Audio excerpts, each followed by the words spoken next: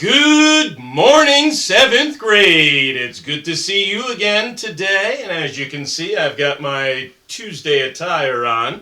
Today is Tuesday, and we are going to start having some fun today. Now, I know some of you may be disappointed that we are not getting together this week for our STEM project, one of the coolest projects of the year this time around with our angioplasty operation on our patients in the lab. But we're going to modify things a little bit, and I think you'll enjoy it just as much, even though you're at home. So today, what I'm going to ask you to do is to get some materials together to help you perform this delicate operation that you will be performing later this week. So, let's begin. Some of the materials that you're going to need first include a model of a blood vessel. Now, we're not going to use actual blood vessels, so don't rip out any veins, arteries, or capillaries from your own body. But rather, we're going to simulate. We're going to model some blood vessels, and we're going to scale them up a little bit. And I'm trying to think of what most of you might have at home and readily available to you. So I have some ideas. You can choose from a variety of these things or use your imagination. So to simulate a blood vessel, here's some of my ideas. First, maybe you still have some of these tubes laying around at home, maybe from gift wrapping or the like, and they're pretty long. For our project this week, we're going to need a length that is between 40 and 50 centimeters long. Oh no, hold on, I don't have a ruler at home, and if I do, it's not metric. Don't panic, but rather, let's use a body part to help us. If you take what was formerly known as a cubit, the distance from your elbow to your fingertip, that's between 40 and 50 centimeters. So if you have a cardboard tube like one of these laying around at home, and you've got a pair of scissors, you can ask somebody to help you out. Certainly don't cut your fingers off. But if you measure a length between 40 and 50 centimeters and you cut it off, this would be a perfect length for our little project. But some of you might not have a cardboard tube like this laying around. So what would we use then? Well, here's another idea for you. Another idea might be to help your folks out around at home and do some vacuuming, some home chores in the afternoons. And I would imagine many of your vacuum cleaners probably have plastic tube attachments like this one here. And guess what? It's a pretty good length for our experiment, for our STEM project this week. So if you have a plastic tube like this, ooh, don't put it up to your mouth. That's just disgusting. But this could simulate our blood vessel as well. So keep that in mind. All right, we don't have a vacuum cleaner. Boy, your house must be dirty. If you don't have a vacuum cleaner and you don't have cardboard tubes like that, I would imagine most of you probably have rolls of paper towels at home.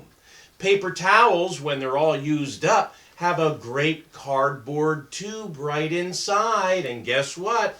That cardboard tube is almost the right size to use. Now, if you have nothing else, you can use this. That's fine. You don't even have to use up the whole roll in order to take advantage of the tube that's inside of it. And I'll show you that later on.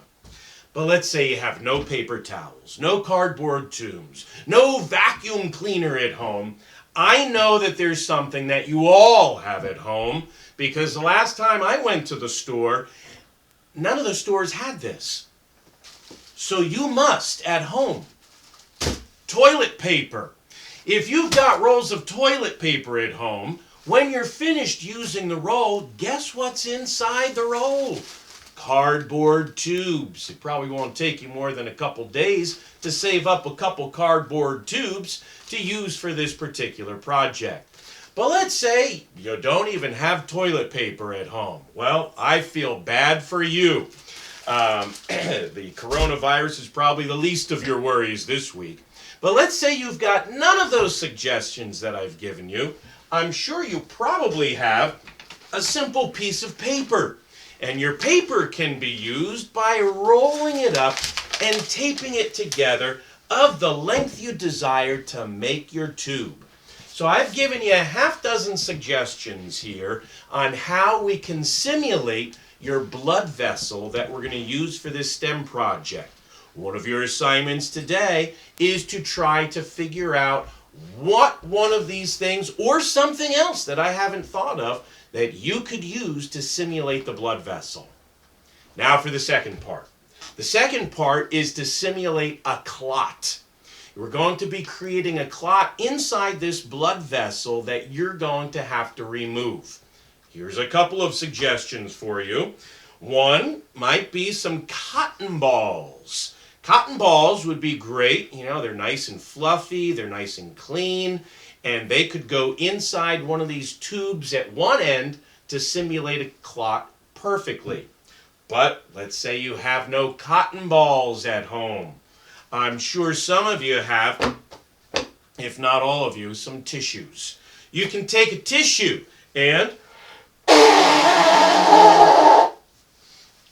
well, don't use a used tissue, but take a fresh tissue.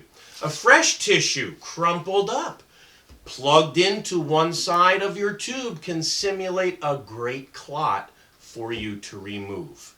So 1, you need a tube to simulate your artery. 2, you need something to simulate a clot. 3, and here's where the STEM project comes in. 3, the third thing you need is to develop a device. And I want you to think about this, and you'll have time over the next couple days to really develop this on your own. But a device that you can use to insert into the opposite end of your blood vessel and remove the clot without poking it through, but pulling it out. Well, how are you going to do that? Well, that's the challenge. That's for you to figure out. But here are some ideas for you.